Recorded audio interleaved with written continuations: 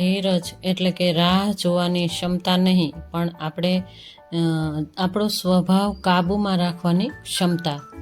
જો આપણો સ્વભાવ આપણા કાબૂમાં હશે ને તો આપોઆપ આપણામાં નમ્રતાવાળું જીવન બની શકે છે. ચાલો, જય શ્રી કૃષ્ણ, ગુડ મોર્નિંગ. કેમ છો બધા? તમે બધા આનંદમાં, મજામાં, કુશલ મંગલમાં હશો. તો તમે બધા આનંદમાં, કુશલ મંગલમાં રહો એવી ઈચ્છા અને આશા સાથે પ્રભુ પાસે પ્રાર્થના કરી કે હે પ્રભુ, બધાનું જીવ માત્ર બધા કુશલ મંગલમાં અને આનંદમાં રહે. ચાલો, સવારમાં સરસ પોઝિટિવ વિચારથી આગળ વધીએ. તો સવારમાં હું વહેલી સવારે મારી અગાસી ઉપર વોકિંગ કરી આવી, એક્સરસાઇઝ કરી આવી અને મારી ગ્રીન ટી લઈને હું બહાર લોબીમાં બેસી ગઈ. મારી બહારની લોબી છે ત્યાં આગળ જ બેસી ગઈ. ત્યાર પછી ફળિયા બળિયા વાળી નાખ્યા બધા અને અગાસીનું પણ કામ પૂરું કરી નાખ્યું. રોજિંદુ હતું એ બધું કામ જોઈ લીધું મેં અને ત્યાર પછી ફળિયા બળિયા વાળી અને હું તમને આ કચરો ભરું છું એ જ તમને હું બતાવું છું. તો તમે જો ફળિયા બળિયા વાળી નાખ્યા, અગાસીનું કામ પતી ગયું. જો બહાર ફળિયાનું કામ પતી જાય ને પછી ઘરની અંદરનું કામ તો ચાલ્યા જ કરવાનું છે, બરાબર ને? રૂટિન મારું ચાલ્યા જ કરવાનું છે. ઘરની અંદર તો ખૂટે એમ જ નથી. તો મારો વિડીયો જોતા રહેજો. એટલે કે વરસાદ ઊંચો જ ચડી ગયો છે. જો આ જે બીજ છે, અષાઢી બીજ કહેવામાં આવે છે. એટલે આજે બીજ છે છતાં પણ એકેય છાંટણું નાખ્યું નથી હજી સુધી. હજી બફારો જ ચાલે છે, ગરમી જ ખૂબ ગરમી ચાલે છે. તો આ બધા ફૂલ છોડ કરમાઈ જાય છે. તો હું બપોરના પણ નાખતી હોઉં છું, બપોર પછી પણ પાણી આપતી હોઉં છું. તો બધાને પાણી આપી દઈએ. આ સમયે પાણી પણ આવ્યું હતું તો પાણી ઉપરનો ટાંકો ભરી લીધો. હું અગાસી ઉપર જઈને જ મેં જોયું અને અગાસી પણ સાફ કરી નાખી. અગાસી ઉપર હું ઘણીવાર વાળતી હોઉં છું. વાળી છોડીને કામ બામ પતાવીને રીંગણીને પાણી આપી દીધું, રીંગણીને જોઈ લીધી અને રીંગણીને પાંદડા બાંદડા બધા ધોઈ નાખ્યા. ત્યાર પછી હું મારા ફળિયામાં આવી ગઈ. ફળિયામાં આવીને તો ફળિયાનું કચરો તો એમનો એમ રહેવા જ દીધો. મેં કીધું પહેલાં તો હું ગ્રીન ટી પી લઉં, ગ્રીન ટી પીને પછી જ હું મારા કામે વળગું. પાણી 2 ગ્લાસ ત્યાર પહેલાં પી લીધું અને 1 ગ્લાસ ગરમ પાણી અને 1 ગ્લાસ માટલાનું, 2 ગ્લાસ પાણી અને ત્યાર પછી 1 ગ્લાસ મેં ગ્રીન ટી પીધી. એમ થઈને મેં 3 ગ્લાસ પાણી મેં પેટમાં નાખીને પછી જ હું કામ કરતી હોઉં છું. ચાલો, બધા ફૂલ છોડને એકદમ જોઈ લીધા અને એકદમ એક પાંદડો જોઈને પાણી આપી દીધું અને આગળ પાછળ કુંડા કરીને, જો આ કુંડા બધા અસ્તવ્યસ્ત તમને લાગતા હોય છે, પરંતુ આ બધા અસ્તવ્યસ્ત એટલા માટે છે કે અમે ઘોડી બનાવડાવી જ નથી. એનું કારણ કહી દઉં કે આ કુંડા બધા જો ઘોડીમાં જતા રહી ને, ઘોડી આ એકદમ લાંબી એમનામાં એક સાઈડ બધી જતી રહી ને, તો મને તો વાંધો નથી, મને તો ખૂબ ગમે. કારણ કે કચરો વાળવામાં બધું સહેલું પડે. આ 2 કલાક 1.5 કલાક જેવું મારે ફળિયામાં વયું જાય છે, એ ન જાય અને મારા હસબન્ડને નથી ગમતું. એમ કે મને છે ને કે આ બધી જગ્યાએ ઝાડ પાન બધા હોય ને તો એ કે ગાર્ડન જેવું લાગે, આપણું આખું ફળિયું ગાર્ડન જેવું લાગે. તમે શું કહેવા માગો છો મને કમેન્ટમાં કહેજો. તો આ બધા ફૂલ છોડ કઈ રીતે મારે રાખવા જોઈએ, તો તમને કેવું લાગે છે, કેમ રાખવા જોઈએ એ મને કમેન્ટમાં કહેજો. જો બધી દોરી એકદમ લૂછી નાખવાની, એકદમ કપડું લઈને લૂછી નાખવાની. ત્યાર પછી જો કપડાં મેં પહેલાં જ ધોઈ નાખ્યા હતા અને એ ખાલી ડોળ કાઢવાનું, નીચોરવાના જ બાકી હતા. 2-3 ડોળ કાઢી નાખ્યા હતા. એક ચોખ્ખું પાણીનું ડોળ કાઢવાનું જ હતું એટલે એ ડોળ કાઢી નાખ્યું અને ઝાટકીને નાખી દઈએ. તો હું વાત કરતી હતી કુંડાની. તો કુંડા જો કોઈને તમને કાંઈ પણ સજેસ્ટ કરવું હોય તો મને કમેન્ટમાં સજેસ્ટ કરી શકો છો કે તમારા કુંડા સારા લાગે છે કે નથી સારા લાગતા, કઈ રીતે રાખવું તો સારા લાગશે, એ મને તમે સહેજ કમેન્ટમાં કહી શકો છો. તો ચાલો બધું ફળિયાનું કામ થઈ ગયું. ત્યાર પછી ફળિયું ધોઈ નાખ્યું. ફળિયું આજે મેં પાઇપ નથી લીધી. પાઇપ એટલા માટે નથી લીધી કે આટલામાં જ પાણી ઢળ્યું હોય એટલે ચોખ્ખું જ છે. તો આટલામાં જ પાણી ઢળ્યું હોય તો જો આ વેસ્ટેજ કહેવાય ને, કે જે ડોળ કાઢ્યું હતું ને એનું વેસ્ટેજ કહેવાય. એ પાણીથી હું પહેલાં ઘસીને સાફ કરી નાખું ને પછી હું પાવડર નાખીને સાફ કરતી હોઉં છું. અને ત્યાર પછી હું એકદમ ઘસીને હાવણો મારીને સાફ કરી નાખું. પાવડરવાળું ઘસીને બીજું પોતું પછી મારી દઉં એમ. પણ મારે પાનખર ખર થાય છે ને એટલે ધૂળ માટી આવ્યા જ રાખે છે. એટલે હું એમનામ પાણી નાખીને ધોઉં છું હમણાં તો. કારણ કે ચોમાસાની ઋતુ છે ને તો ક્યારેક છાંટણા પણ નાખતા હોય છે. વરુણદેવ છાંટણા ક્યારેક નાખતા હોય છે. જો હમણાં તો વરુણદેવ બિરાજમાન છે નહીં, પણ આજે ગરમીનો પારો ઊંચો છે એટલે લગભગ તો આવશે જ એવો વિચાર હું કરું જ છું. આજે બહુ ગરમી છે, બફારો બહુ છે, એટલે આજે નક્કી નહીં, આજે વરસાદ લગભગ તો આવશે જ એવું મને વિચાર આવે છે. કારણ કે બહુ જ બફારો છે. તો ફૂલછોડને જો ધોઈ નાખ્યા, ફળિયા બળિયા ધોવાઈ ગયા અને કપડાં પણ આ સમયે ધોવાઈ ગયા. તમે જોઈ શકો છો, ઘસીને ફળિયું સાફ કરી નાખ્યું. બધા ઝાડ પાનને ધોઈ નાખ્યા, એક પાંદડા ધોઈ નાખ્યા.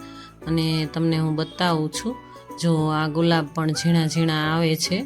અને જો ચોખ્ખું થઈ ગયું ને, જો બધા રોપા છે ને, રોપા એ રાવણાના રોપા બનાવ્યા છે. તો રાવણાના રોપા અમારે ખેતર છે ને વાડી, ત્યાં આગળ લઈ જશે ને ત્યારે હળવું થઈ જશે ફળિયું. ત્યાં સુધી તો એમનું એમ જ રહેશે, અહીંથી આય. ચાલો ઘરની અંદર આવી ગયા. ઘરની અંદર એકવાર સાવણી તો ફરી ગઈ હતી વહેલી સવારે. ત્યાર પછી મંદિર સાફ કરી નાખીએ, માતાજીનું મંદિર સાફ કરી નાખીએ. હમણાં જ લગભગ કર્યું હતું. અઠવાડિયા પહેલાં તમને બતાવ્યું નહીં હોય, પણ અઠવાડિયા પહેલાં ઝાપટીને આ બધા કપડાં ધોઈ નાખ્યા હતા. અને આજે એવો વિચાર આવ્યો કે ચાલો આજે હું તમને બતાવી દઉં. અને મંદિર સાફ કરી નાખીએ આ સમયે. અને આ બધા કપડાં ધોયેલા જ છે, છતાં પણ એક કપડું કાઢી અને બીજું માતાજીને જે આસન છે ને એ વ્હાઈટ આસન કાઢી અને બીજું કદાચ નાખી શકીએ, પણ ધોઈને જ મૂક્યા હતા હજી હમણાં જ. તો ઝાપટીને પોતું મારવાની કાંઈ જ જરૂર નથી. તો કોરું પોતું સાફ પોતું હોય ને, ધોયેલું પોતું, એ પોતું લઈને સાફ કરી નાખવાનું. પછી સ્વસ્થ આસન ઉપર માતાજીને બિરાજમાન કરી અને મંદિર એકદમ ચોખ્ખું થઈ જાય. એટલે આપણું ઘર જેમ ચોખ્ખું હોય ને એમ મંદિર ચોખ્ખું હોય ને તો માતાજીને મસ્ત મજા આવે ભાઈ. અને આપણે પણ મજા આવે, માતાજીને દીવાબત્તી કરતા હોય ને આપણે, તો આપણે પણ મજા જ આવે, બરાબર ને. ચાલો, અને આ સમયે તો મારા ઠાકોરજી હજી આરામ ઉપર જ છે. જો તમે જોઈ શકો છો, મારા ઠાકોરજી હજી પોઢે જ છે, હજી જગાડ્યા જ નથી. અને હવે હું જગાડીશ. ઠાકોરજીની સેવા હજી બાકી જ છે.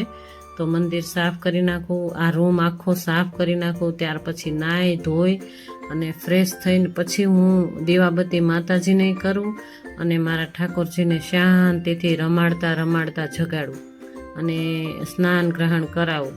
એવો વિચાર કરું છું કે આપણે પહેલાં છે ને મંદિરે સાફ થઈ જાય અને આ રૂમ આખો સાફ થઈ જાય. ત્યાર પછી માતાજીને દીવાબત્તી અને ત્યાર પછી હું ઠાકોરજીને જગાડું. જો મારા ઠાકોરજી પોઢે જ છે, ઢોલિયા ઉપર બિરાજમાન ઠાકોરજી હજી પોઢે જ છે. તો એને અવાજ ન થાય ને એમ હું ધીરે કામ કરું છું. કારણ કે એને અવાજ થાય, એને બાળ સ્વરૂપમાં હું જોઉં છું એટલે એને અવાજ ન થવો જોઈએ. તો બાજુમાં જ ઠાકોરજી પોઢ્યા છે. અને ત્યાર પછી ઠાકોરજીનું જે સિંહાસન છે ને એને પણ સાફ કરી નાખ્યું આ સમયે. કારણ કે બધી જગ્યાએ આપણે ઝાપટ કરીએ ને તો ઠાકોરજીના સિંહાસન પણ ઉપર બધી ધૂળ માટી ઉડતી હોય ને એવું મને લાગ્યું.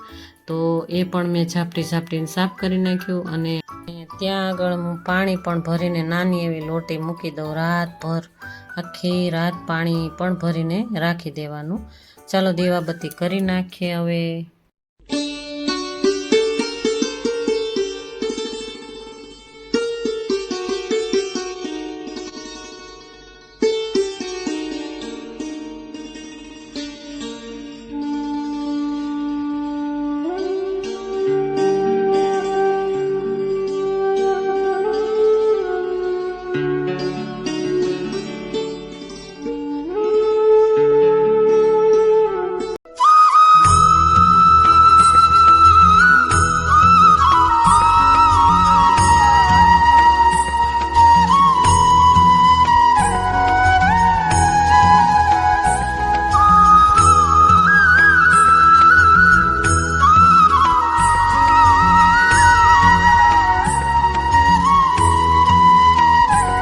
ચાલો મંદિર એકદમ સાફ થઈ ગયું અને નાહી ધોઈને ફ્રેશ થઈને આપણું મન પણ સાફ કરીને દીવાબત્તી ઠાકોરજીની સેવા થઈ ગઈ. ત્યાર પછી ઠાકોરજીના જે કપડાં જે નીકળ્યા હતા એ બધા ધોઈને મેં સૂકવી દીધા.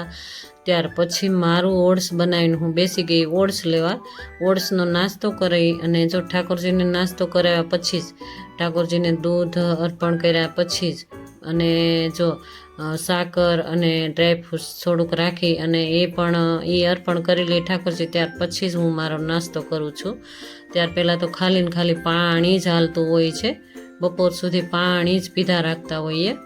ચાલો હવે સાફ સફાઈ થઈ ગઈ ઘરની અંદરથી કચરો કાઢી અને કચરા પોતા ઝાપડ ઝૂપડ બધું થઈ ગયું આ સમયે.